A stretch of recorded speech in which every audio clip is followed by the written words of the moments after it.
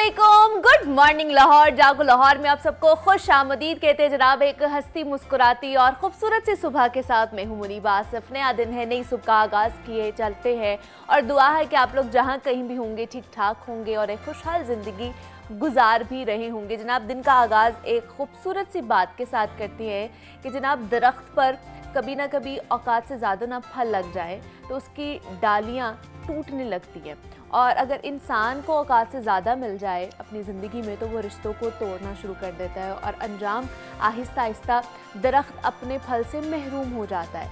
और इंसान को जब कोई खुशी मिलती है तो अपने आप को सबसे अलग समझने लग जाता है और इंसान को इंसान ही नहीं समझता है। और अक्सर लोगों के पास जब कोई नया नया पैसा आता है या नया ओहदा आता है या जिन लोगों के पास पैसा बहुत ज़्यादा होता है वो अपने से नीचे वालों को बड़ी हकीर नज़र से देखते हैं, कुछ समझते ही नहीं है, जो कि अल्लाह ताला को बेहद नापसंद है। और आज का इंसान अपनी औकात से बहुत जल्दी कह ले कि भूल जाता है, ख़ासकर तब जब उसके पास वो सब कुछ आ जाए जिसकी उसने कभी ना कभी ख्वाहिश की होती है, तमन्ना की होती है, जिसके लिए वो दिन रात ख्वाब देखता होता है। तो ऐसे लोगों के पास जब कोई ऐसी खुशी आती है ना तो वो अपनी असलियत भूल जाते हैं कि वो क्या थे पहले और अब वो क्या हैं और अल्लाह ने उनको किस तरह नवाजा है। तो अल्लाह ने हमें मुसलमान बनाकर इस दुनिया में भेजा और हम पे ये फ़र्ज़ है कि हम उस दुनिया में अक्कड़ कर एक तो ना चलें, क्योंकि जब इस ज़मीन पर जहाँ पर हम कुछ भी कर गुज़रते हैं या कोई भी हमें जगह चाहिए होती है तो हम अगर उसके ऊपर अकड़ के चलना शुरू कर देंगे ना तो अल्लाह को ये चीज़ नापसंद है। और कोई भी खुशी मिले ना तो अल्लाह का हमें ज़्यादा से ज़्यादा शुक्र अदा करना चाहिए और उसकी मखलूक को भी अपनी दुआओं में याद रखना चाहिए और सबसे बढ़कर अपनी असलियत को कभी भी नहीं भूलना चाहिए। जैसे कहते हैं ना, बड़े बुजुर्ग भी कहते हैं कि जनाब अपनी जड़ों को आपने नहीं भूलना, आपने ये याद रखना है कि आपकी जड़ें कहाँ से हैं, आप कहाँ से ताल्लुक़ रखते हैं, आप पहले क्या थे और अब क्या थे। आपको कोई ओहदा मिल जाता है या आपके पास बहुत ज़्यादा पैसा आ जाता है, कोई भी चीज़ हो जाती है तो आप अपनी जड़ों को ना भूलें। आप ये ना भूलें कि आप जनाब कहाँ से ताल्लुक़ रखते हैं, आप पहले आपका क्या मकाम था। तो जो लोग अपनी कह लें कि मकाम को भूल जाते हैं, अपनी रूट्स को भूल जाते हैं ना, फिर वो किसी काम के नहीं रहते हैं। तो इसलिए कोई भी खुशी मिल जाए आपको उसको अच्छे तरीके से एंजॉय कीजिए, लेकिन दूसरों को भी उसमें जनाब हिस्सा दें।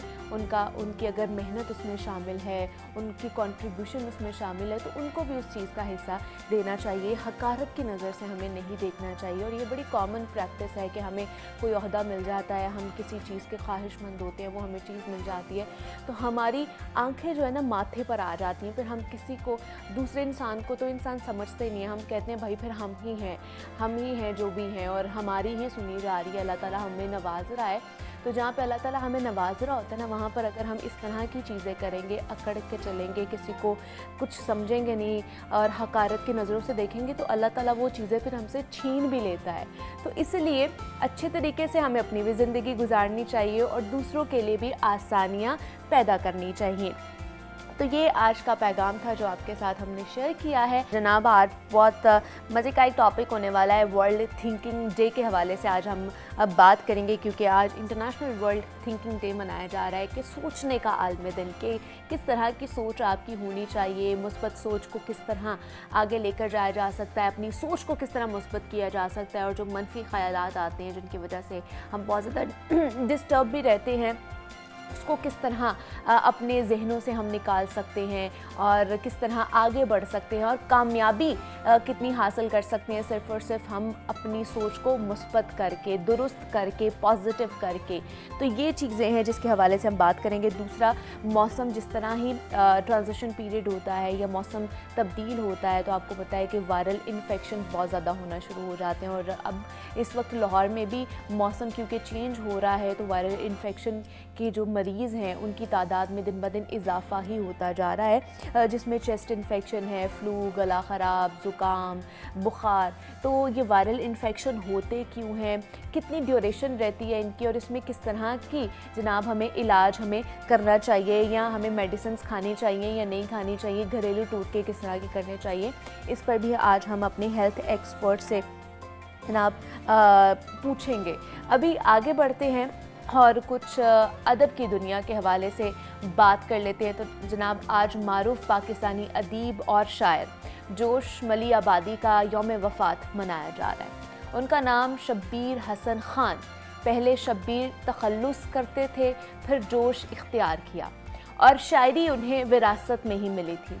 और उनका घराना जागीरदारों का घराना था और हर तरह का ऐशो आराम उन्हें मैसर था, लेकिन आला तालीम नहीं पा सके थे वो। उन्होंने दिल्ली में रिसाला कलीम जारी किया और उनका ऑल इंडिया रेडियो से भी ताल्लुक़ रहा। फिर उनको सरकारी रिसाला आजकल के मुदीर मुकर्रर किया गया और उसी रिसाले से वाबस्ता थे कि तकसीम हिंद के बाद वो पाकिस्तान आ गए और यहाँ आकर लुगत साजी में मसरूफ़ हो गए। और जोश ने कुछ गज़लें भी कहीं, लेकिन उनकी शोहरत का दारोमदार नज़मों पर था और उन्होंने तहरीक आज़ादी की हिमायत में नज़में कहीं तो उन्हें मुल्क गिर शोहरत हासिल हो गई और उन्हें शायर इनकलाब के लक़ब से भी याद किया जाने लगा।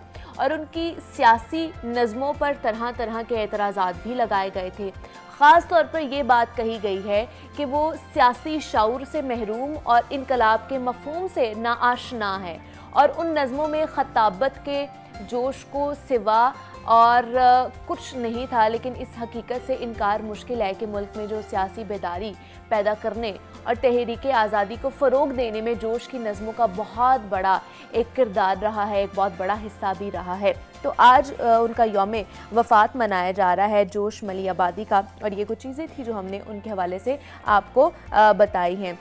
कुछ बात कर लेते हैं पाकिस्तान के मारूफ अदाकार हुमायूं सईद के हवाले से, जिन्होंने नेटफ्लिक्स की बरतानवी शाही ख़ानदान पर बनाई गई मुतनाज़े वेब सीरीज़ द क्राउन में लेडी डायना के साथ एक रोमांटिक सीन किया और उस पर एक सवाल के जवाब में उनका कहना था कि लेडी डायना को दिया गया बोसा असल में अदाकारी थी। और अदाकार हुमायूं सईद हमें पता है कि मुतअद्दिद सीरीज़, फिल्मों और ड्रामों में भी अपनी अदाकारी दिखाकर जो लोगों में अपनी मकबूलियत बना चुके हैं और दिल मोह लेने वाली परफॉर्मेंस की वजह से बहुत ज़्यादा मकबूल भी हैं। और गुज़श्ता साल उन्होंने द क्राउन के 5वें सीज़न की 7वीं किस्त में डॉक्टर हसनात यानी कि हुमायूं सईद की लेडी डायना के साथ फिल्माए गए रोमानवी मनाज़र सोशल मीडिया पर काफ़ी वायरल हो रहे थे। और जिस पर मेज़बान के सवाल पर हुमायूं सईद ने कहा कि सीरीज़ देखकर देखने वालों को, नाज़रीन को ऐसा लग रहा होगा कि मैं ऐसा हकीकत में कर रहा हूँ, जबकि मैं सिर्फ अदाकारी कर रहा था। और सीन परफॉर्म करने के हवाले से बात करते हुए अदाकार ने कहा कि मुझे साथी अदाकारा की अदाकारी बहुत ज़्यादा पसंद आई और उन सीरीज़ का एक क्लिप अगर आपने नहीं देखा तो आइए आपके साथ शेयर करते हैं। जनाब ये आपने देखा उसका क्लिप, आप आगे बढ़ते हैं। एक और शोबिज़ के हवाले से बात कर लेते हैं जनाब। पाकिस्तान की नई आने वाली mega budget film money back guarantee का ऑफिशियल ट्रेलर जारी कर दिया गया और इस फिल्म में पाकिस्तानी क्रिकेट टीम के साबिक कप्तान वसीम अकरम और उनकी अहलिया शनीरा अकरम डेब्यू दे रहे हैं, तो इसका भी ट्रेलर आपको दिखाते हैं। और जनाब इसी नोट पे हम एक छोटी सी ब्रेक लेते हैं, मिलते हैं इस ब्रेक के बाद।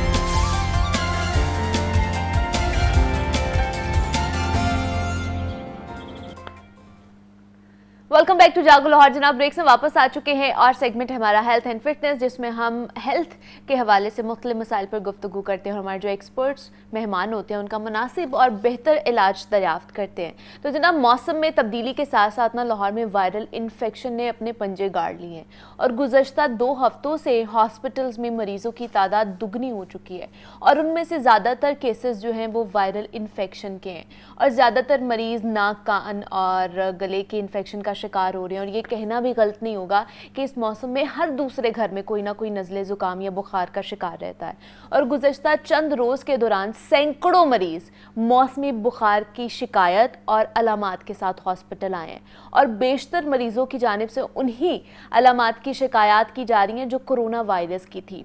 तो क्या कोरोना का ही कोई नया वेरिएंट है या कोई और वायरल इन्फेक्शन है? इस वायरल इन्फेक्शन से हम कैसे महफूज रह सकते हैं, और अगर इसका शिकार हो जाते हैं तो क्या एहतियात और अलामात और इलाज मुमकिन बनाया जा सकता है? और दूसरा ये कि वायरल इन्फेक्शन जो है कितने देर का रहता है, कितने दिन का रहता है, इस पर भी आज बात करेंगे। Associate professor doctor Irfan Malik, consultant pulmonologist हमारे साथ मौजूद हैं। डॉक्टर इरफान, आपको वेलकम कहती हूँ जागो लाहौर में। कैसे हैं आप? अल्हम्दुलिल्लाह फाइन, आप सुनाएं? मैं भी बिल्कुल ठीक ठाक। डॉक्टर इरफान, वापस आ गए कोरोना वायरस। ये वाकई कोरोना वायरस है जो वायरल इन्फेक्शन इतना फिर है, ये वैसे ही वायरल इन्फेक्शन है? अच्छा, देखिए, आपने भी कहा कि सीज़न चेंज होने के साथ, लेकिन हाँ। माय ऑब्जर्वेशन है इसके जनवरी ऑनवर्ड हमें वायरल इलनेस मिल रही है, और उसका अच्छा। मैं पर्सनली एक जो रीज़न समझता हूँ वो एयर क्वालिटी इंडेक्स का इस दफ़ा ऑलमोस्ट नियर नॉर्मल ना होना था। अगर आप through out the year air quality index देखें लाहौर का स्पेसिफिकली, तो वो एक एवरेज 170 180 पे सस्टेन रहा। Exactly. और True. वेदर जो रहा वो कोल्ड भी रहा और ड्राई भी रहा। ये तीनों मिलके आपके जो एयरवेज हैं, स्पेशली नोज से लेके अंदर तक, उनको कंडूसिव कर देते हैं, यानी वो उनके लिए जो वायरल इलनेस है उनके लिए ज़्यादा हॉस्टाइल हो जाती है। तो इस वजह से वायरल इलनेस हमने इस दफ़ा बहुत देखी है। अच्छा, ये सडन सर्ज ज़रूर 2 हफ्ते पहले आया है। आई पर्सनली बिलीव कि yes, corona is there in the milder form, but मेरा ये ख्याल है कि हम लोग अक्सर फ्लू शॉट्स की बात करते हैं, जो कि इन्फ्लुएंजा वायरस की ही होती है। There are other type of viruses too. मैंने अपने कुछ ऐसे दोस्तों से जो कि बाहर काम कर रहे हैं यूके में, उनसे भी पूछा कि वहाँ क्या सिनेरियो चल रहा है, तो वहाँ पे भी वायरल इलनेस कॉमन है। उन्होंने जो अपनी टेस्टिंग की उसमें एक वायरस जिसको RSV, रेस्पिरेटरी सिंसिटियल वायरस कहते हैं, और उसका इस दफ़ा बर्डन ज़्यादा था। तो आई बिलीव कि मे बी हमारे पास, क्योंकि जो पैटर्न ऑफ डिजीज़ है वो सिमिलर ही है, उसी तरह का है कि लोगों में नज़ला ज़ुकाम स्टार्ट होता है, साथ उसके बाद लोअर एयरवे में सिम्टम्स आ जाती हैं, जो कि बड़ी टिपिकल ऑफ एस्थमा होती हैं। लोगों को आज तक एस्थमा नहीं हुआ, लेकिन उन लोगों में, जिनमें कुछ लोगों की बात कर रहा हूँ, तो वो उनमें सांस में सीटियों की आवाज़ भी आना शुरू हो जाती है, सिक्रीशंस भी बहुत ज़्यादा होना शुरू हो जाते हैं। दिस इज़ नॉट नॉर्मल अगर आप इसको कोरोना से रिलेट करें। कोरोना में ये सिम्टम्स नहीं होती। सो ये हो सकता है कि ये वायरस वो हो जो कि एक रेस्पिरेटरी सिंसिटिव वायरस कहते हैं, और ये फ्लू टाइप ही वायरस होता है। ये सेल्फ लिमिटिंग है, टाइम ड्यूरेशन थोड़ा सा प्रोलॉन्ग होता है, लेकिन ये ऑटोमेटिकली ही बेहतर हो जाता है। मतलब ये तो वायरल इन्फेक्शन के साथ साथ चेस्ट इन्फेक्शन में बहुत ज्यादा लोगों को this what I am saying. देखिए, नॉर्मली जब हम viral multiple type of virus हैं, थाउजेंड्स ऑफ वायरस हैं, हंड्रेड्स वो हैं जो आपको जिसका आप शिकार होते हैं, और ये नोज से शुरू होते हैं। अगर अपर नोज में सिर्फ सिम्टम हो तो अक्सर आप लोगों ने देखा कि स्नीजिंग, नज़ला जुकाम होता है, वाटरी नोज हो जाता है। अगर कोई और टाइप ऑफ वायरस हो तो वो गला, आपको जो फ्रिंजाइटिस जिसे हम कहते हैं कि जी वो गला दुखना शुरू हो जाता है, आपको खाना खाते हुए तकलीफ होती है। थोड़ा सा नीचे चले जाएं, अगर अपर एयरवे में है जो आपका, वहाँ पे अगर आपको ये प्रॉब्लम हो जाए तो बार्किंग कफ शुरू हो जाती है, जिसको कहते हैं हम वो कि बड़ी और भी बर्डिंग, और अक्सर कहते हैं कि बड़ी खतरनाक किस्म की खांसी होगी। उससे नीचे चले जाएं तो सिक्रीशन ज़्यादा हो जाती है। ये सारे जो एरियाज हैं, ये डिफरेंट टाइप ऑफ वायरस से ये अलामत करते हैं, और कुछ ऐसे हैं जो यूनिवर्सल हैं। अगर जैसे हम राइनो वायरस कहते हैं, अगर वो यहाँ है तो वो यहाँ पे भी आ सकता है। अच्छा। अगर इन्फ्लुएंजा है वो यहाँ पे है तो यहाँ पे भी आ सकता है। कोरोना यहाँ है तो यहाँ पे भी आ सकता है। हमने ये सब देखा। सो ये जनरलाइज सिम्टम्स हैं वायरस की जो हम देख रहे हैं। यस, कोरोना भी इनमें से कुछ है, लेकिन सिग्निफिकेंट बर्डन नहीं रखता, लेकिन वो उस तरह नहीं है, इतना ज़्यादा नहीं है। मतलब अगर हम जाके अपना टेस्ट भी कराएंगे तो वो नहीं आएगा। देखिए, अक्सर लोग पूछते हैं, मतलब अक्सर लोगों का ये सवाल है डॉक्टर साहब कोरोना है कि नहीं, तो आई थिंक हम 3 साल हो गए। हाँ जी, अप्रैल 2020 में पहला केस देखा, मार्च 2020 में फर्स्ट केस देखा था। तो कोरोना के कुछ ऐसे सिम्टम्स थे जो कि मैंने यूनिवर्सली सब में देखे हैं, जिसमें one of the classical symptom is के उस पेशेंट को जो बॉडी एक्स है वो मैच नहीं कर रही होती, कि जो सब जिसम में ऐसी दर्दें हैं कि मैं उठ नहीं पा रहा। ये दर्दें वाला जो कंसेप्ट है, ये नॉर्मली फ्लू में नहीं होता, जो हमारी ऑब्जर्वेशन। सो ये मैंने उसको क्लासीफाई किया हुआ है अपनी ऑब्जर्वेशन से, जो मेरा 3 साल का एक्सपीरियंस कोरोना का रहा। रेस्ट ये है कि जो टेम्परेचर जो होता है, जो फ्लू का होता है, वो सडन राइज के साथ बहुत ज़्यादा शिवरिंग के साथ होता है। कोरोना का इस तरह का यूजली टेम्परेचर नहीं होता। फिर इसमें वाटरी नोज बहुत ज़्यादा होता है, कोरोना में नहीं होता। तो एक क्वालिफाइड डॉक्टर को जिसने देखा हो कोरोना को, वो डिफरेंशिएट कर देता है उन क्लिनिकल ग्राउंड देख के, वो डिफरेंशिएट कर लेता है क्या है। अच्छा, तो ये नॉर्मल होगा फिर, मतलब वायरल इन्फेक्शन है जितने, अब देखिए ना हॉस्पिटल में कितने लोग आ रहे हैं वायरल इन्फेक्शन के साथ। देखिए, हॉस्पिटल में लोग हमारे पास जो भी क्रिटिकल भी अभी तक कम आए, वो उस लिहाज से मैं बात नहीं करूँगा, लेकिन जो हमारे पास पेशेंट आ रहे हैं वो अनकंट्रोल्ड कफ के आ रहे हैं कि डॉक्टर साहब खांसी नहीं हमारी ठीक हो रही। इसकी क्या वजह? यही मैं बता रहा हूँ कि जो RSV वायरस स्पेसिफिकली जिसकी मैं बात कर रहा हूँ, इसमें ये क्लासिकल अलामत है कि इसमें जो कफ होती है या जो वीज होती है, it will take 3 to 4 weeks to respond. अच्छा। तो ये हमारे पास मरीज जो है वो बेचारे आते इस वजह से कि डॉक्टर साहब हमारी खांसी नहीं ठीक होगी, बाकी चीज़ें तो बेहतर होगी, खांसी ही नहीं जा रही, सिक्रीशन भी आना शुरू होती है। फिर अनफॉर्चुनेटली हमारा एनवायरनमेंट इतना पोल्यूटेड है कि वो बेचारा 2-3 दिन तो सिंपल उसको वायरल होता है, उसके बाद उसके ऊपर बैक्टीरिया हो जाता है बेचारा। तो वो पहले 2 दिन अच्छी खासी एंटीबायोटिक ले रहा होता है जब उसको जरूरत नहीं होती, और जब जरूरत होती है तब वो बेचारा एंटीबायोटिक नहीं रहता है। ठीक, हाँ जी, बिल्कुल ऐसे ही है। तो इस वजह से वो पेशेंट जो है वो बाद में उसमें चेस्ट इन्फेक्शन हो जाती है, और वो उसकी सिम्टम्स के साथ हमारे पास ज़्यादा है। तो क्रॉनिक कफ जो है वो हमें, बल्कि एक्यूट और क्रॉनिक कफ यानी वो कफ जो 3 हफ्तों से ज़्यादा है, हाँ। उसके केसेस हमारे पास सबसे ज़्यादा आते हैं। ठीक है, वो पेशेंट तो 3 हफ्ते से ज्यादा अगर हो जाए तो उसे फिर क्रॉनिक कफ कहा जाता है? एक्यूट या और acute क्रॉनिक होती है 8 हफ्तों से ज़्यादा। ओके, ठीक है, 3 हफ्ते से अगर ज्यादा होगी। अच्छा, उन्हीं में फिर हम लोग खुद से ही कफ सिरप्स पीना शुरू कर देते हैं ना, डॉक्टर के पास भी नहीं जाते, तो उनकी वजह से भी वो फिर प्रोलॉन्ग हो जाती है या बेहतर हो जाती है? देखिए, थ्योरेटिकली अगर हम बात करें तो कफ सिरप को हम डिस्करेज करते हैं। प्रैक्टिकली यस, हम कभी कभार देते हैं। जैसे अगर किसी को सिक्रीशन ज़्यादा आ रही है तो हम उसको पतला करने के लिए सिरप दे देते हैं जो उसको थिन करती हैं और उसको ईजी टू कफ आउट कर देती हैं। लोग इसके वाइस वर्सा करते हैं। लोगों को अगर सिक्रीशन ज़्यादा आ रही है तो वो कफ को स्प्रेस कर देते हैं। अच्छा। अब वो कफ स्प्रेस होगी तो वो सिक्रीशन अंदर रह जाती है और वो उसके इन्फेक्शन होने के चांसेस बढ़ जाते हैं। सही। अच्छा, एक बात याद रखें, जितनी भी वायरल इलनेस है ना, उसमें हमारी माएँ और दादियाँ जो टोटके बताती थी, दैट रियली प्लेड। वो आपको, मैं तो अपनी तरफ से अक्सर लोगों को कहता हूँ कि उसी पे रखें अपने आप को। वायरल इलनेस में 1-2 दिन बुखार का होना आपको बैक्टीरिया से बचा सकता है, ये भी याद रखें। सही। जो वो टेम्परेचर होता है, उस टेम्परेचर पे आपके बैक्टीरिया जो है ना, उनकी रेप्लिकेशन उतनी नहीं होती। तो 1-2 दिन का जो टेम्परेचर, उसको वो गोरे ठीक बात करते हैं, उनको पैनाडोल से कंट्रोल कर लें। अच्छा। हाँ, अगर 2-3 दिन से ज़्यादा है, यस, अगर आपको बलगम ज़्यादा आना शुरू हो गया और बलगम का कलर ग्रीन हो गया है और टेम्परेचर कंट्रोल नहीं हो रहा, तो प्लीज़ अपने डॉक्टर से पूछ के एंटीबायोटिक का इस्तेमाल करें। Without any doctor prescription antibiotic का, एंटीटसिव जिसको मैं कफ की बात कर रहा हूँ, इन सिरप का इनका इस्तेमाल ना करें। अच्छा। शहद ले लें आप, कावा ले लें, दालचीनी ले लें, इस तरह की चीज़ें आपको सूदिंग इफेक्ट देती हैं। घर के जो टोटके हैं जो हमारी माएँ बना के कहवे देती हैं और इस तरह की चीज़ें देती हैं, शहद में काली मिर्च डाल के, वो भी खानी चाहिए। कहा जाता है कि अगर आपको बहुत ज़्यादा कफ आ रही है तो इससे ये फ़ायदा होता है, हमने खुद भी किया हुआ है, फ़ायदा होता है। देखिए, ये आपको सूदिंग इफेक्ट है क्योंकि वायरल जो वायरस है ना, it will take its course 3 to 5 days और ऑटो रिजॉल्व करेगा। देखिए, हमारे यहाँ अनफॉर्चुनेटली एंटीवायरल 1 या 2 अवेलेबल है, and the time the patient came to us, जिस वक्त वो हमारे पास प्रेजेंट करता है, वो time line to start antiviral गुजार चुका होता है। सो एंटीवायरल का हमें पेशेंट बहुत कम मिलता है। हाँ, अगर कोई इम्यूनो कॉम्प्रोमाइज पेशेंट है, ओल्ड एज पेशेंट है और हमारे पास विद इन 3 days आ गया है और हम कॉन्फिडेंट हैं, तो हम एंटीवायरल देते हैं। पाकिस्तान में एंटीवायरल स्पेशली फ्लू के लिए कोई रिकमेंडेशन हम लोगों की तो है, लेकिन हम दे नहीं पाते बिकॉज पेशेंट लेट आता है। अच्छा। सिर्फ कोरोना ऐसा था जिसमें हम लोगों ने वाइडली एंटीवायरल को दिया।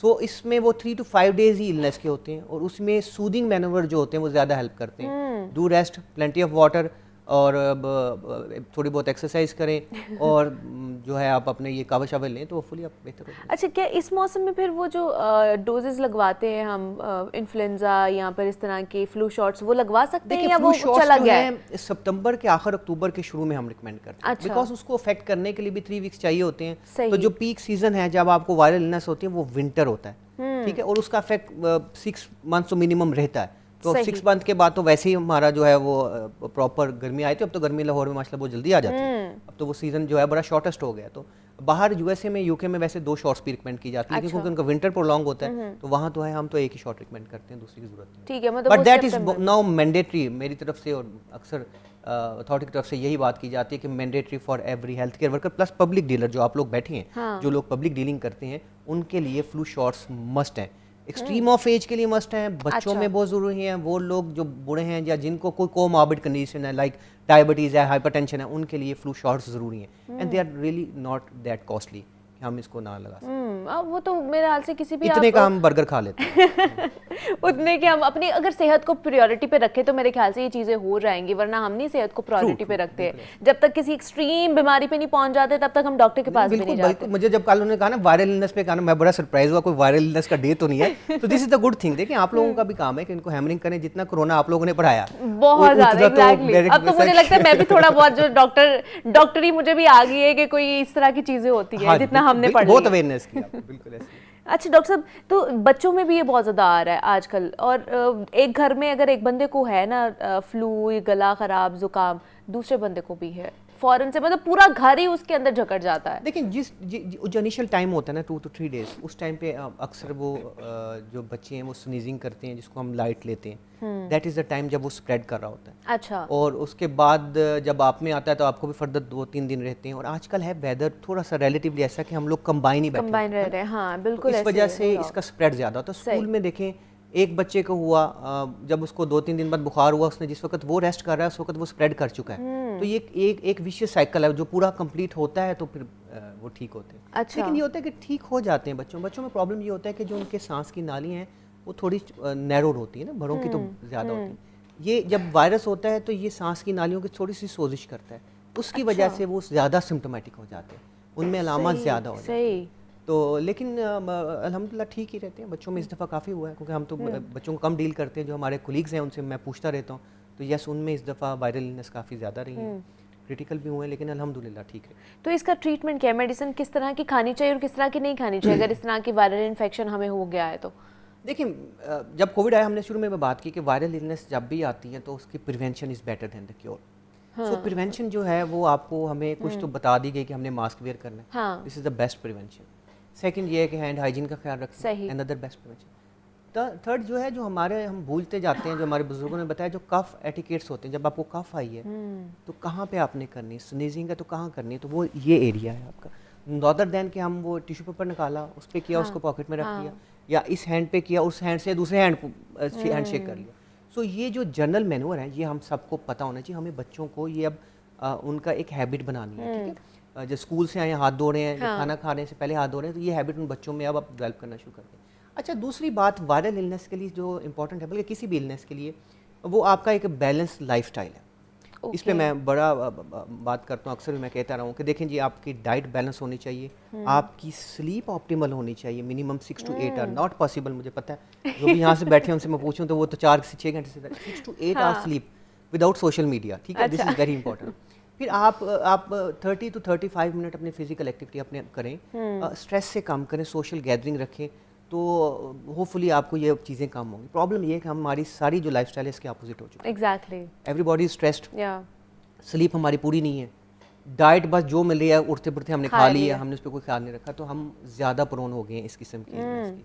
अगर आप इसी तरह किसी से भी पूछें, अपने वो काउंटर पार्ट लोग जो कि गाँव में रहते हैं, वो तो इसको कुछ समझते नहीं। इवन के हमारे जो वालिदैन है वो कहते हैं कि हम भी तुम लोग की उम्र में थे, हम तो नहीं इतना बीमार हुए जितना तुम लोग बीमार होते हो। इस वजह से वायरल इलनेस का ज़्यादा तो जो उनका मैनेजमेंट है वो प्रिवेंशन है। यस, जब ट्रीटमेंट की बात आती है, मैंने आपको ऑलरेडी बताया है कि जो कि क्लासिफाइड ट्रीटमेंट है फॉर वायरल इलनेस, अनफॉर्चुनेटली हम वो टाइम स्पेन क्रॉस कर चुके होते हैं। सही। यस, जब क्रिटिकल इल पेशेंट हमारे पास आते हैं, जैसे कोई ओल्ड एज था, उसको वायरल इलनेस हुई है, उसकी क़ुव्वत मुदाफ़ियत कम है, तो वो बहुत जल्दी क्रिटिकल हो जाता है। वो जब हमारे पास आता है तब हमारे पास ऑप्शन होती है कि हम उसको एंटीवायरल दें। इसमें एंटीवायरल 1-2 अवेलेबल हैं, वो आइडली विदिन 3 डेज़ या कुछ लोग 5 दिन बाद भी दे सकते हैं, और वो 5 दिन का उसका ट्रीटमेंट प्लान होता है, और यूजुअली हमने बहुत कम मरीजों को दी है, जो क्रिटिकल होते हैं उनमें हमने।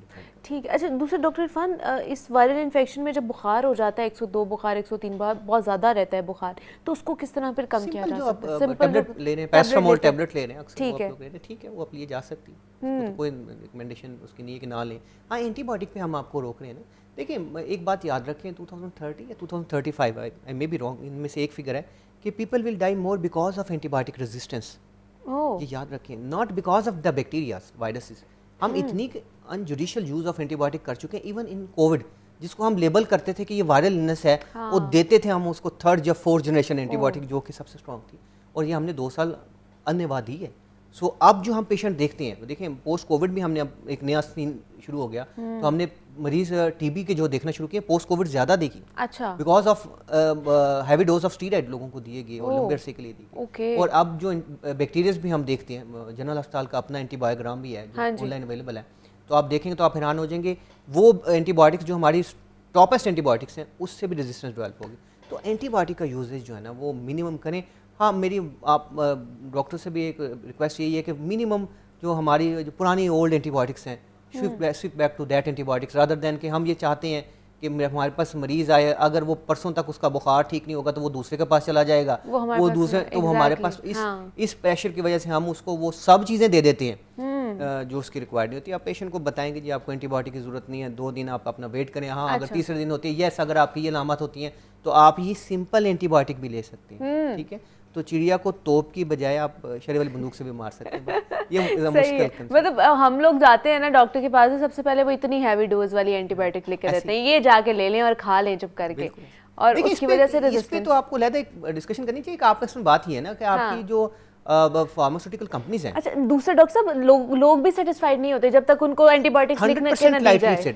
फिर आपके फार्मास्यूटिकल कंपनी ने वो हैवी ड्यूटीज जो एंटीबायोटिक्स हैं वो इतनी चीप कर दी हैं कि आप सोचते हैं कि यार ये देनी है, इसकी कॉस्ट इतनी ज़्यादा है, ये 3 दफ़ा देनी है, ये 1 दफ़ा देनी है, तो ये ज़्यादा बेहतर है। तो हम लोग उस सब चीज़ों को देख के ना, मेरे ख्याल में इस पे तो एक अलग डिबेट करके लोगों को समझाना चाहिए कि जो एंटीबायोटिक्स है वो सिर्फ क्वालिफाइड डॉक्टर की रिकमेंडेशन के बगैर नहीं देनी चाहिए। जितने भी जनरल फिजिशियंस हैं उनको जाके चेकअप कराएं, लेकिन उनका ये बनता है कि जनाब अगर एंटीबायोटिक से बगैर भी काम चल रहा है तो एटलीस्ट आप वो 2-3 दिन वेट कर लें। अभी जाके जितने लोग भी सुन रहे हैं, आप जाके नेट पे सर्च कर लें गोरों की guideline regarding viral illness.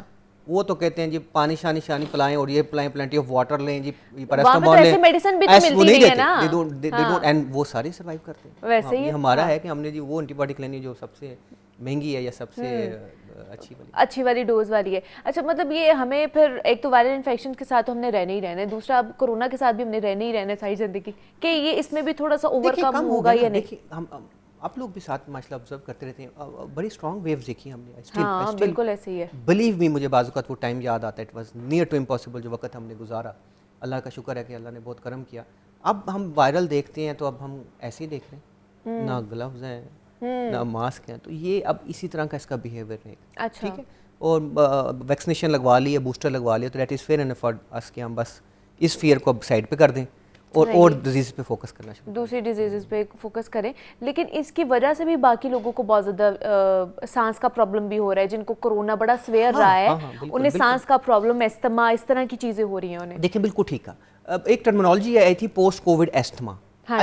I slightly disagree with this term because मैंने जो अपनी ऑब्जर्वेशन देखी, कोविड में ने अक्सर वो डिजीज़ जो कि हिडन थी इन द पास्ट, उनको वाजिया कर दिया। ये मेरी ऑब्जर्वेशन है। लाइक किसी को कोई प्री डायबिटिक था तो वो डायबिटिक हो गया। अच्छा। जो प्री हाइपरटेंसिव था वो हाइपरटेंसिव हो गया। जो प्री एस्थमेटिक स्टेज में था वो एस्थमेटिक हो गया। मुझे अक्सर इन लोगों में, जब ये टर्मिनोलॉजी नई शुरू हुई तो मैं अपने पेशेंट को इस पे ऑब्जर्व करता, तो अक्सर इन पेशेंट में उनकी फैमिली टेंडेंसी या उनके ओल्ड एलर्जी कोई ना कोई हिस्ट्री ज़रूर मिली है। मेरी ऑब्जर्वेशन ये है। अच्छा। सो इसने ऐसा ज़रूर किया। हाँ, एक और नंबर ऑफ ग्रुप है जो कि बहुत क्रिटिकली इल हुए, जो कि आईसीयू में एडमिट हुए, जिनका लंग श्रिंकेज कर गया। यस, वो हमारे लिए बड़े ऐसे पेशेंट हैं जो कि डिफ़िकल्ट टू कंट्रोल रहे। अच्छी बात ये है कि जो कि मेरे फॉलोअप में जो भी पेशेंट मैंने अभी तक देखे हैं, they are recovering and recovering. Very less patient मैंने ऐसे देखे। अच्छा। जो कि अनफॉर्चुनेटली अगर वो बेहतर हुए हैं तो उनके बाद कोई कॉम्प्लिकेशन से डेथ हुई। अब with the passage of time अगर आप वो उनको प्रॉपर फॉलोअप में रखें, उनकी डाइट प्लान को रखें, उनको इन्फेक्शन से प्रिवेंट करते रहें, तो वो रिकवरी फेज़ की ही तरफ आए हैं। बहुत कम ऐसे थे जो मैंने देखा कि इस लंग श्रिंकेज के बाद वो बिल्कुल ही ऑक्सीजन डिपेंडेंस वो सर्वाइव। बहुत कम ऐसे पेशेंट मैंने देखे। लेकिन खुदा ना खास्ता अब ऐसी सिचुएशन नहीं देखने को मिली। इंशाल्लाह ताला आई एम एक्सपेक्टिंग। देखिए 1 साल तकरीबन हमने गुजार दिया है ऐसा। 1 साल से मैं ऑब्जर्व कर रहा हूँ, आती है वेव, हमें पता लगता है कोरोना इज देयर। मतलब हम तो अब मैं बताता हूं, कोरोना वाले वैसे आते हैं मेरे पास पेशेंट आ रहे हैं, मतलब कुछ तो रिपोर्ट्स भी लेके आ जाते हैं, डॉक्टर साहब आ गए हैं पॉजिटिव। ठीक है, तो लेकिन ठीक है, दे आर फाइन। मतलब कुछ को मैंने मैनेज किया, कुछ ऐसे भी आए हैं जो थोड़े से मॉडरेट टू सीवियर हुए हैं, लेकिन घर में होम मैनेजमेंट पे वो ठीक हो गए। सो हमें अभी एडमिशन की जरूरत नहीं पड़ी। और यू रिमेंबर कि I am the focal person of Covid in LGH2 और मेरा अपना प्राइवेट सेट भी अल्हम्दुलिल्लाह चल रहा है। सो दोनों में मैं आई कैन कंपेयर। जब इधर प्रेशर आता है तो मुझे पता लगता है इधर भी आ गया। और ऐसे भी पेशेंट हमने देखे, कुछ ऐसे क्रिटिकल भी देखे जिनके CT बड़े क्लासिकल थे और वो हमने सिंपल मैनेजमेंट से भी अल्हम्दुलिल्लाह दे रिकवर्ड। सो अब तक नाउ मैंने कोई ऐसा पेशेंट नहीं देखा जो कि रिस्पॉन्ड टू ट्रीटमेंट नहीं रहा। तो अब हमें बूस्टर शॉट्स भी लगवाने की जरूरत नहीं है, खास करके कोरोना के, नहीं? बूस्टर मस्ट लगवाएं वो। देखिए मिक्स एंड मैच के मैं शुरू में फेवर था। याद आपको वैक्सीनेशन आई थी मिक्स एंड मैच वैक्सीनेशन, तो हमें पहले तो चाइनीज लगी सबको। हाँ जी, हाँ जी। उसके बाद हमने ये फाइजर की लगाई। तो अगर आपको एक बूस्टर लगता है, यंग अडल्ट को एक बूस्टर काफ़ी है। अगर एक्सट्रीम एज है, कोई कोमॉर्बिड कंडीशन है, तो डेफिनेटिवली दोनों बूस्टर लगवाएं। लेकिन जिन्होंने पिछले साल की लगवाई हुई, जैसे मैं पिछले साल की लगवा के बैठी हुई, मुझे लगवानी चाहिए कि नहीं रहने मतलब फिर भी एहतियात ज्यादा है ना, एहतियात बरतनी है। थेरेटिकली ये कि दोनों बूस्टर कंप्लीट करें। हाँ, मेरी दोनों बूस्टर कंप्लीट। हाँ तो बस ठीक है, बस फिर उसके बाद ये है कि एहतियात हमने करनी है, जितनी एहतियात हो सकती है। मास्क का लाजमी इस्तेमाल करें, जो कि हमने बिल्कुल। मैं आपको एक एग्जांपल बताता हूँ। अभी पिछले दिनों हमारे वहाँ पे स्टाफ को कोविड हुआ, उन्होंने दोनों बूस्टर लगाई थी। तो एंटीबॉडी टाइटर होता है, वो टाइटर जो कि आप चेक करती हैं कि कितनी कुव्वत मुदाफिर आपकी डेवलप हुई है, तो उसको उसकी सिर्फ एंटीबॉडी टाइटर करवाया था, वो सिग्निफिकेंटली हाई था। यानी अभी तक उसकी post vaccination it's been 1 year, तो वो सिग्निफिकेंट हाई था। तो मेरा ये ख्याल है कि अल्हम्दुलिल्लाह हमारे यहाँ ज़्यादा एक्स्ट्राऑर्डिनरी प्रिकॉशन जरूर करें जो आपने करनी है, लेकिन ये वैक्सीनेशन को अब थोड़ा सा ठीक है। वैक्सीनेशन से घबराने की जरूरत नहीं है, लेकिन एहतियात जो है वो ज़्यादा बेहतर है। एहतियात कर लेंगे तो तमाम तर वायरल इन्फेक्शन या फिर इससे भी बच सकेंगे। हमारे साथ associate professor doctor Irfan Malik मौजूद है। डॉक्टर इरफान, बहुत शुक्रिया आपके वक्त का कि आप यहाँ पर आए। और ये जनाब सारे चीज़ें थी कि वायरल इन्फेक्शन से किस तरह हमने बचना है और क्या क्या टिप्स हैं जिनके ऊपर हम लोग काम करके तो अपने आप को बेहतर रख सकते हैं। यहाँ पर एक छोटी सी ब्रेक लेते हैं, मिलते हैं इस ब्रेक के बाद।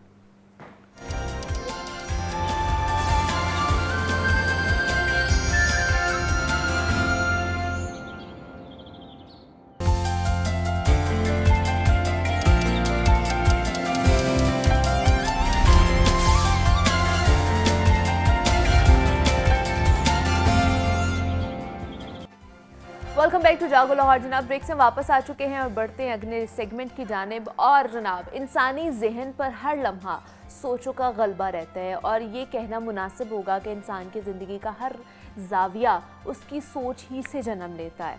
और सोच की भी दो इकसाम होती है, एक आपकी पॉजिटिव सोच होती है, दूसरी आपकी नेगेटिव सोच होती है। और मुस्बत सोच सेहतमंद और कामयाब ज़िंदगी के रास्ते दिखाती है और मनफी सोच का जो नाकामी की मुहिब वादियों में हमें धकेल देती है।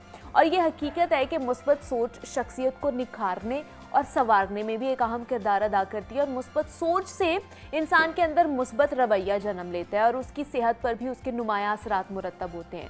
ताहम मुस्बत सोच के फ़रोग के लिए आज दुनिया भर में वर्ल्ड थिंकिंग डे मनाया जा रहा है और इस दिन को आलमी यौम सोच या फिर आलमी यौम तफ़कीर भी कहा जाता है।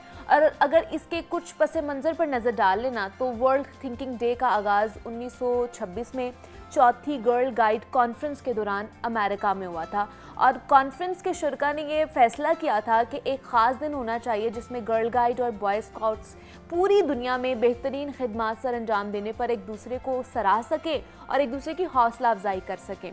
तो 22 फरवरी को वर्ल्ड थिंकिंग डे मनाने की भी एक वजह ये थी कि जनाब ये दिन बॉय स्काउट तहरीक के बानी लॉर्ड बैटन पाउल और उनकी बीवी ओलियो जो की सालगिरह का दिन भी था। तो चुनाचे दुनिया हर साल 22 फरवरी यानी कि आज के दिन सोच का दिन मनाती है।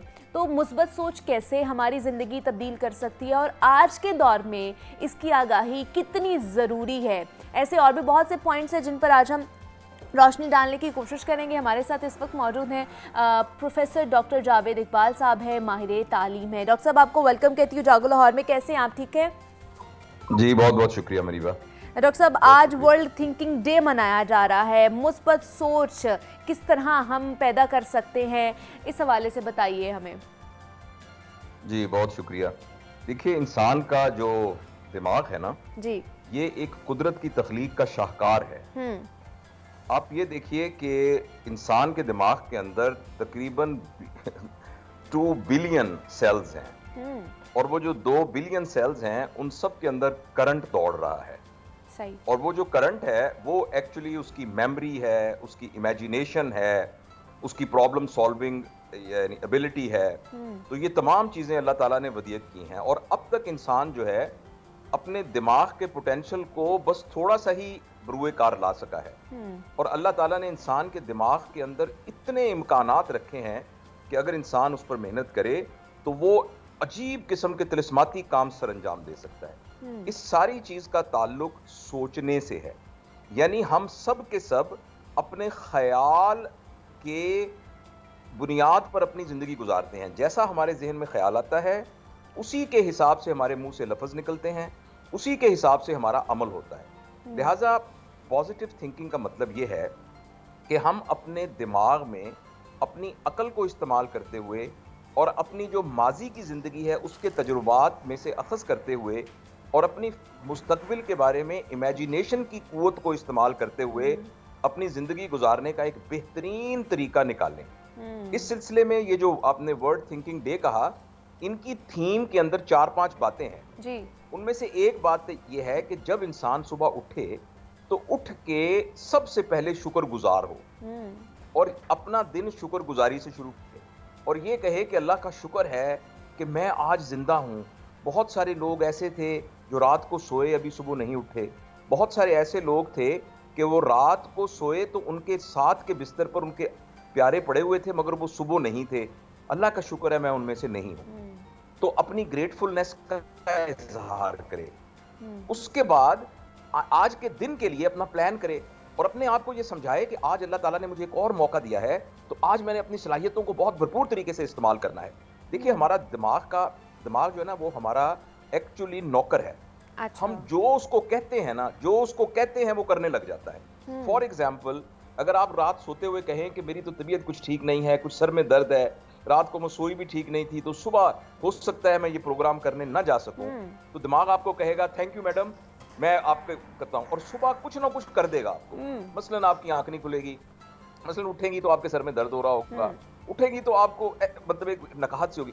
और अगर आप रात को कहें कि चाहे कुछ भी हो, सुबह मैंने हर सूरत से उठना है, फजर की नमाज पढ़ के मैं कुरान पाक पढ़ूंगी, उसके बाद एक्सरसाइज करूंगी, उसके बाद मैंने प्रोग्राम में जाकर जबरदस्त तरीके से करा, तो आपका दिमाग उसके हिसाब से आपके जिस्म को इस्तेमाल करना शुरू कर देता है। इसको हम अफर्मेशन कहते हैं, टेक्निकल टर्मिनोलॉजी में अफर्मेशन कहते हैं। क्या बात तो है?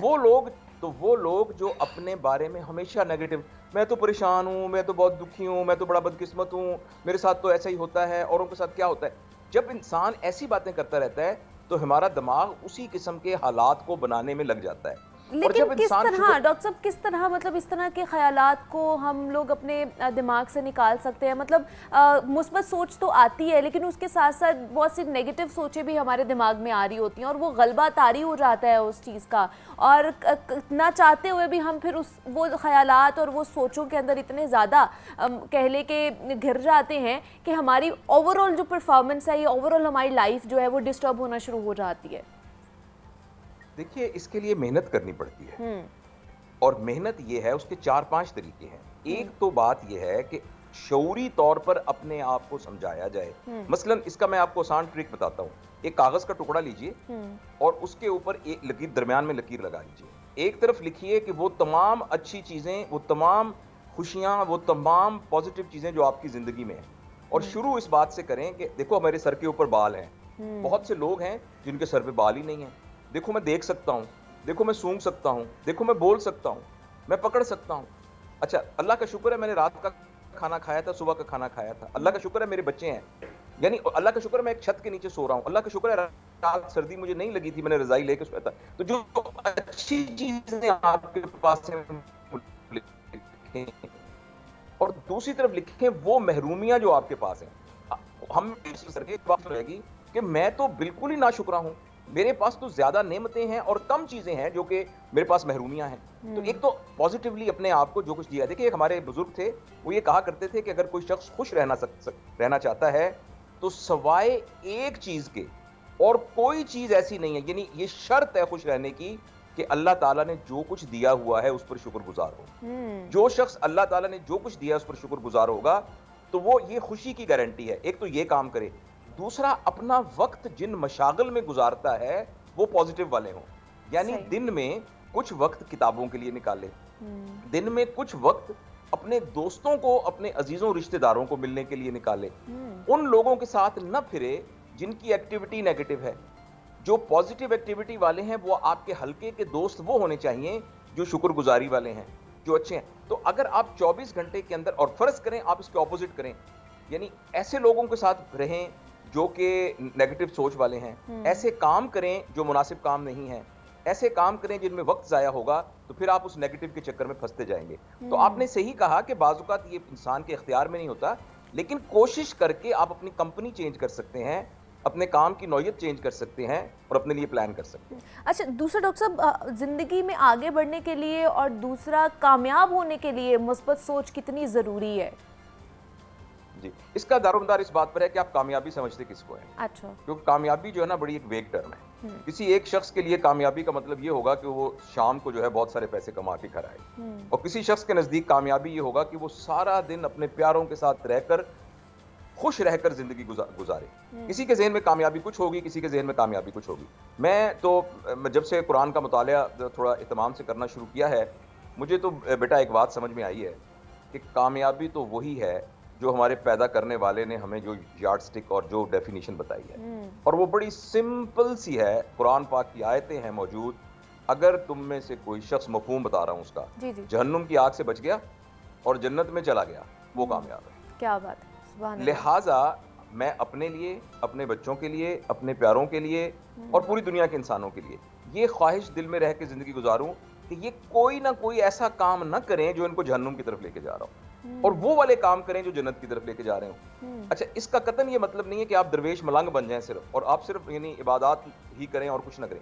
आप भरपूर तरीके से जिंदगी गुजारिए, जिंदगी की तमाम आसाइशों को, जिंदगी की तमाम खूबसूरतियों को एंजॉय कीजिए, मगर अपने जहन में ये रखिए कि दुनिया की तमाम चीजों को हासिल करना आसानियां पैदा कर सकता है आपके लिए, लेकिन असल कामयाबी ये है कि हमसे कोई ऐसी हरकत सरजद ना हो, कोई ऐसा काम सरजद ना हो जो हमें जहन्नुम की तरफ लेके जा रहा हो। और इंसान के अंदर अल्लाह ताला ने एक नफ्स लव्वामा जिसे कहते हैं, या जिसको इड कहते हैं साइकेट्री की जबान में, एक रखी है जो हर वक्त हमें पकड़ के रखती है। जब हम कोई गलत सोच कर रहे होते हैं तो कोई ना कोई हमें हिला रहा होता है अंदर से कि ये देखो ये गलत है, ये देखो ये झूठ है, ये देखो ये गलत है, लेकिन हम आहिस्ता आहिस्ता उसको थपकियां देके सुला देते हैं। हाँ जी। और फिर हम ढीठ बन जाते हैं, और फिर हम एक तरह के ना उस रिट के अंदर पड़ जाते हैं। तो हम में से हर शख्स के लिए बहुत जरूरी है कि हम अपने आप को समझ के अपने उस जो हमारा लफ्ज़ लवामा या इड है उसको स्ट्रॉन्ग करें। जब हमें अंदर से आवाज आए ना कि ये गलत है तो हमें नहीं करना, तो ये मेरा ख्याल है, तो हमें वो नहीं करना चाहिए। अच्छा, दूसरा डॉक्टर साहब, आज के दौर में जो आज की नई नौजवान नस्ल है, जो यंगस्टर्स हैं, उनके अंदर बहुत ज़्यादा जेलसी, हसद, नफ़रत, गुस्सा, ये चीज़ें बहुत ज़्यादा पाई जाती हैं। मतलब बर्दाश्त नहीं रहा, मनफी सोच के हामिल हो चुके हैं, शॉर्टकट्स ढूंढते हैं हर चीज़ में, अपनी अमली ज़िंदगी हो जाए, पर्सनल लाइफ हो जाए, हर चीज़ में। तो उनके हवाले से क्या कहेंगे? वो किस तरह अपनी डायरेक्शन का तयन कर सकते हैं? मुस्बत सोच के साथ आगे उन्हें बढ़ना चाहिए। देखो बेटा, बात मसला नौजवानों का नहीं है। नौजवान जो हैं वो भी कुछ साल पहले बच्चे थे जी, और बच्चों के साथ उनके वालिदैन थे और उनके असातिज़ा थे। हम ये कहते हैं ना कि बच्चे यूं करते हैं, बच्चे यूं करते हैं, असल में बच्चों का इतना कसूर नहीं है, कसूर बड़ों का है, क्योंकि बड़े जो हैं उनका साया हैं बच्चे। मैं बहुत अरसे से ये बात अर्ज कर रहा हूं और बहुत सारे हमारे दोस्त इस सिलसिले में अर्ज कर रहे हैं कि हमारे यहाँ कोई मरबूत तरबियत का निज़ाम मौजूद नहीं है। घरों के अंदर वालिद वो रोल मॉडलिंग प्रोवाइड नहीं कर रहे हैं जिसके नतीजे में बाकिरदार इंसान बने। हमारे तालीमी इदारे उस तरह के रोल मॉडलिंग प्रोड्यूस नहीं कर रहे। लिहाजा अगर बच्चों के अंदर हसद है, आप कह रही हैं 15 साल के लड़के में हसद है, तो वो जिस माहौल में रहता है उसकी माँ और उसके बाप इस तरह, जिससे उसने उस पैटर्न को सीखा है। तो हमें अपने एक्चुअली घरों, और जो घर होता है ना, खानदान, ये पूरे माशरे का यूनिट होता है। जिस तरीके से जो सेल है वो पूरी बॉडी का एक यूनिट होता है ना, और मॉलिक्यूल जो है किसी भी सब्सटेंस का, मैटर का एक बुनियादी होता है, जुज़ बुनियादी यानी होता है, सेंटर होता है। इसी तरीके से पूरे मुआशरे का सेंटर जो है वो एक घर और ख़ानदान होता है। हमारे घरों और ख़ानदानों में अगर लोग अच्छे होंगे, खुश अखलाक होंगे, तमीज़ वाले होंगे, घरों के अंदर गुफ्तगू इल्मी हो रही होगी, घरों के अंदर किताबें पढ़ी जा रही होंगी, घरों में एक दूसरे के साथ रवादारी, एक दूसरे को माफ़ करने के जज्बे के साथ होंगी, तो वो बच्चे खुद ब खुद उस पैटर्न को कर माशरे में आएंगे। तो ये इसका इंतजाम होना चाहिए माशरे में तरबियत का। मतलब फिर वालिदैन की भी ट्रेनिंग हमें करनी चाहिए, वालिदैन के लिए भी इस तरह के काउंसलिंग सेशंस हमें बनाने चाहिए कि उन्होंने किस तरह अपने बच्चों की मुस्बत तरीके से जो है परवरिश करनी है, तरबियत करनी है। देखो बेटा, जब आप किसी की शादी होती है लड़की की, तो उसकी तैयारियां की जाती हैं ना, उसका लहंगा बनाया जाता है, उसका जोड़ा बनाया जाता है, उसको जेवर लेके दिया जाता है, उसके लिए और इंतजाम किए जाते हैं, शादी हाल बुक किया जाता है। तो क्या हम ये भी सोचते हैं कि इंशाअल्लाह अज़ीज़ 1 साल 1.5 साल के बाद ये एक माँ बन जाएगी? तो इसको माँ बनना भी आता है कि नहीं आता? जब दूल्हे के लिए पगड़ी और शेरवानी खरीदी जा रही है तो क्या उसके लिए और बुक कराई जा रही हैं मुख्तलिफ चीज़ें? तो क्या उसको ये भी बताया जा रहा है कि जब ये बाप बनेगा तो ये जो दुनिया का सबसे खूबसूरत अफशरफुल मखलूकात, अल्लाह का तोहफा, इसकी गोद में आएगा, तो इसको पता भी है कि उसको कैसे हैंडल करना है? मुझे आप बताइए हमें कब सिखाया जाता है ये नहीं बातें? सिखाया जाता, यानी आप बिल्कुल भी दुनिया का सबसे डेलिकेट काम है इंसान की तरबियत करना। ऐसे। अल्लाह ताला ने इंसान की तरबियत के लिए नबियों जैसी जलीलुल कदर हस्तियों को भेजा है। हुँ, तो ये तो बहुत ज़रूरी है कि हम जहाँ अपने बच्चों को ये समझते हैं कि ये रोज़गार के अहल बने और ये कमाने के काबिल हों, वहाँ वो अगली नस्ल को सँभाल सकते हैं कि नहीं संभाल सकते। इसीलिए मैंने तो जब पिछली हुकूमत थी और मुझे एक दफ़ा मौका मिला था जब वो रहमतुल्लिल आलमीन अथॉरिटी की मीटिंग के सिलसिले में हुँ, मुझे बुलाया गया था, तो मैंने तो पिछले वज़ीर-ए-आज़म साहब को और जो शफ़कत साहब वज़ीर तालीम थे उनसे बहुत अर्ज़ किया था कि पेरेंटिंग का कोर्स जो है वो हमारे एफए से ऑनवर्ड शुरू हो जाना चाहिए। हुँ। बाकायदा ठीक हमें हमें करिकुलम में ये पढ़ाना चाहिए। देखो ना जो बच्ची या बच्चा बीए में पढ़ रहा है, तो 3-4 साल के बाद मोस्ट लाइकली वो एक मैरिटल लाइफ के अंदर चला जाएगा। हाँ जी। तो उसको उसी वक़्त बेसिक प्रिंसिपल ऑफ पेरेंटिंग सिखाए जाएँ, उसकी फिलॉसफी बताई जाए और ये हुँ। बताया जाए कि उस आने वाली नस्ल की कैसे हमने तरबियत बेशक, करनी बिल्कुल है। ऐसे ही है। बहुत शुक्रिया प्रोफ़ेसर साहब आपका कि आपने हमारे लिए वक़्त निकाला और आज वर्ल्ड थिंकिंग डे मनाया जा रहा है और इस हवाले से प्रोफ़ेसर साहब बड़ी अच्छी गुफ्तगू कर रहे थे कि किस तरह हमें बेसिक प्रिंसिपल्स अपने बच्चों को सिखाने की ज़रूरत है, उनकी तरबियत में, उनकी परवरिश में उस चीज़ को एम्फसाइज़ करने की ज़रूरत है कि जनाब आगे बढ़कर हमें किस तरह अपना एक किरदार अदा करना है, मुस्बत किरदार अदा करना है, मुस्बत सोच के साथ किस तरह हमने आगे बढ़ना है। प्रोफ़ेसर डॉक्टर जावेद इकबाल साहब हमारे साथ मौजूद है। सर बेहद शुक्रिया आपका। अब मुझे आपने इजाज़त देनी, अपना बहुत सारा ख्याल रखिएगा। जाते जाते एक गाना सुनते जाइए। अल्लाह हाफ़िज़।